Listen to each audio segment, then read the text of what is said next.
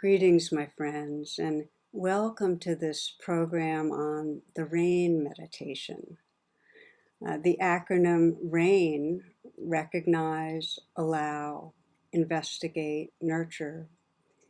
It's a weave of mindfulness and compassion that can radically transform our relationship with difficult emotions and can bring deep healing and spiritual awakening.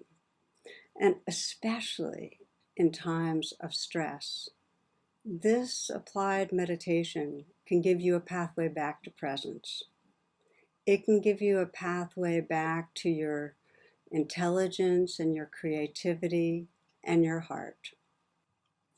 We'll start this session looking at how RAIN addresses a very core domain of suffering.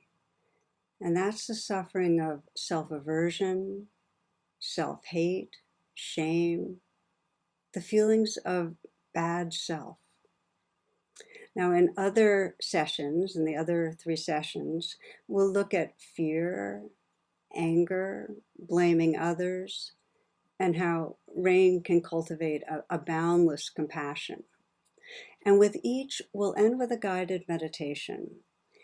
And you might find it helpful after the guided meditation to do some journaling, to write down what stands out in your experience. And if you have friends or colleagues who are participating in this course, it'll help to deepen your experience, to connect and talk about what you've noticed. Now, as a way of introducing RAIN, I'd like to share a story some of you might remember of an enormous clay statue of the Buddha that was located just north of Thailand's ancient capital of Sukhothai. And it had been there for centuries. And it wasn't the most handsome statue, wasn't particularly refined, but it was revered locally for its staying power. It had survived great storms and invading armies and many changes of government. In the 1950s, it began to crack, and due to hot, dry weather, one crack was wide enough so that a monk could take his flashlight and peer into the crack. And what shined back at him was the flash of brilliant gold.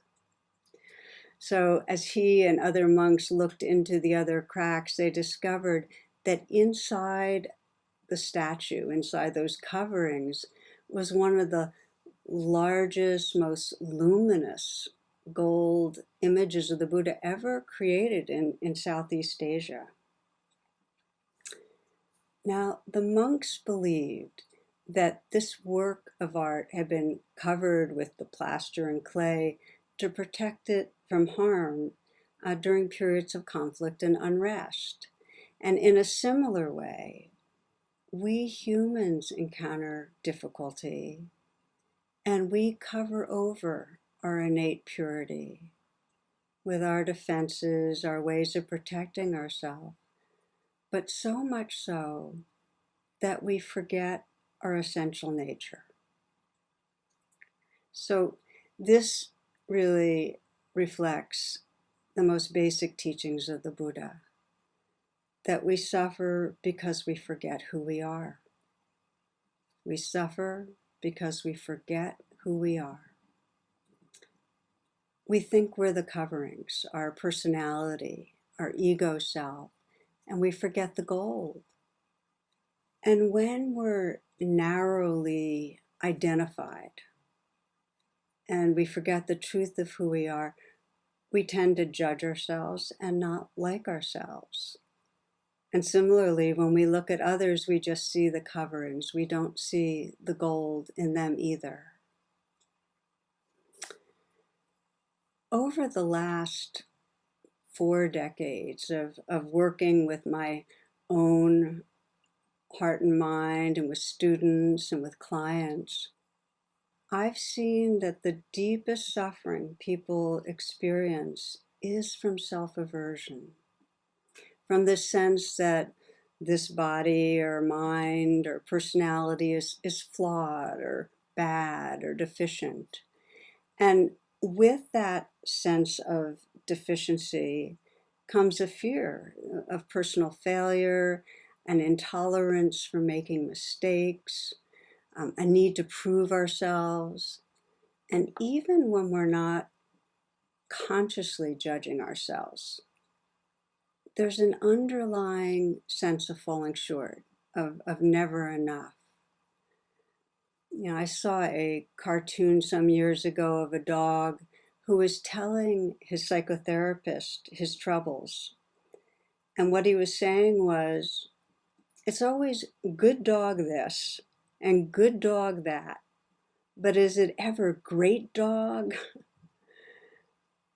And we know how feelings of deficiency can really show up in all domains, whether it's falling short at work or in our relationships as parents, on the spiritual path. When I teach in live groups, I often ask people how many feel they judge themselves too much. And most people raise their hand. Most of us know we judge ourselves too much. But what people don't often realize is how many moments of their life are actually being shaped by this fear of failing, this feeling of chronic deficiency. And that's why I call it the trance of unworthiness. It's a trance, which it's like a dream. A trance means that we're living in a confined, distorted, constricted experience. We're living inside very limiting beliefs about ourselves, and it cuts us off from a larger reality. I remember years ago a friend telling me about sitting with her mother as her mother was dying. And her mother's last words were, "All my life I thought something was wrong with me." That's what she said. And then she closed her eyes and she died. And for my friend, it was a bit of a dying gift because she realized it doesn't have to be like this. We don't have to go through our life moments with that background sense of falling short. But the first thing is we have to recognize that we're actually in a trance a lot of the time. We have to recognize how that background of something is wrong with me, that background is there.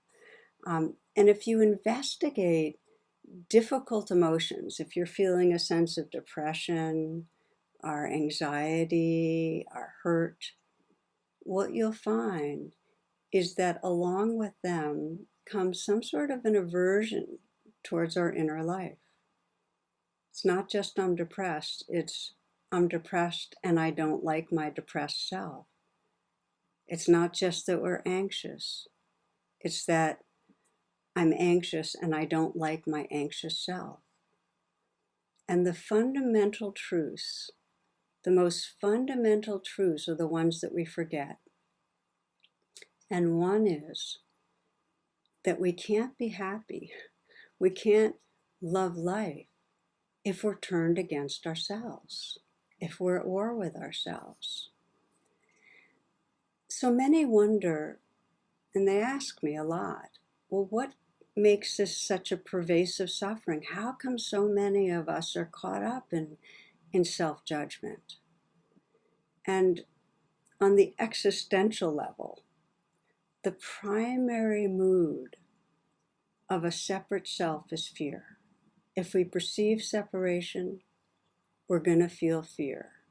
There's a sense that either something's wrong or something's about to go wrong, that we're threatened. And for humans, with our thinking mind and our self-consciousness, that sense of something's wrong very quickly becomes, I am wrong. We make that shift very quickly. A good example is, and this is something shown in research, is that young children who are victims of incest or physical abuse think it's their fault. They think they did something wrong to cause it. Fixating on personal deficiencies also makes sense from an evolutionary perspective. For millions of years, we humans lived in small groups, and cooperation was essential for group survival. So shame, the emotion of shame, it's a very painful signal that motivates us to adapt our behavior and meet the group norms. I mean, shame comes with the fear of being expelled or rejected. It's the worst thing that can happen to a social animal. It's like death. So while most shame is no longer adaptive, we're slow to grow out of these millions of years of wiring. And the trance of unworthiness is pervasive today. We chronically feel like we're not meeting the standards, that we're falling short, and that we're going to be rejected in some way. So we fixate on the standards around us. I should have a certain kind of look. I should have a certain kind of body.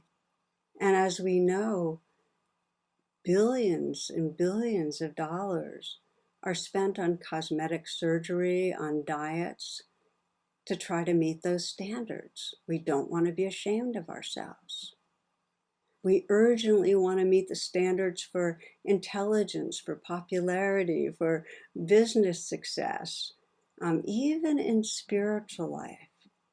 There are standards to meet. We're trying to be a certain kind of person. I'm going to share with you one of my favorite little essays about this.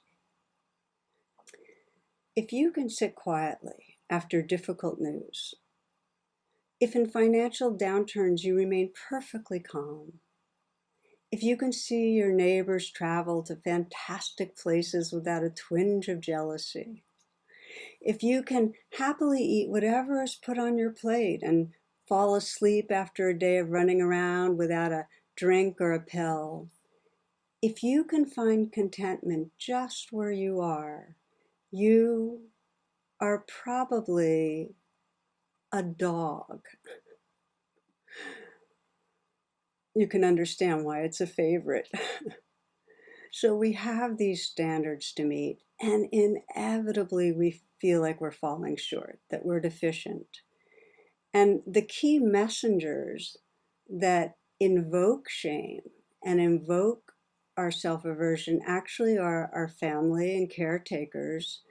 We get the message to work harder, perform better, don't be so needy and sensitive, look more attractive. We get these messages through our caretakers, but it's actually the society that's setting those standards. If we look deeply, we are thinking society's thoughts. And society gives us the standards and in a very deep way reinforces caste systems, feelings of superiority or inferiority on the basis of class or race or ethnicity or gender. And that amplifies the trance of unworthiness for many, many people. So aversion turned inward is one of the most fundamental expressions of human suffering. It obscures our true nature. It prevents us from seeing the gold, the goodness in ourselves and others. So our deep inquiry together is what helps us to remember and trust the gold, our true nature. What helps us? And this is where meditation practice, where training our awareness comes in, and in particular, where we'll be applying the rain meditation. Again, rain is a weave of mindfulness and compassion, and you can bring it to any situation that brings up emotional reactivity, whether it's the trance of unworthiness, our fear, our hurt, our anger.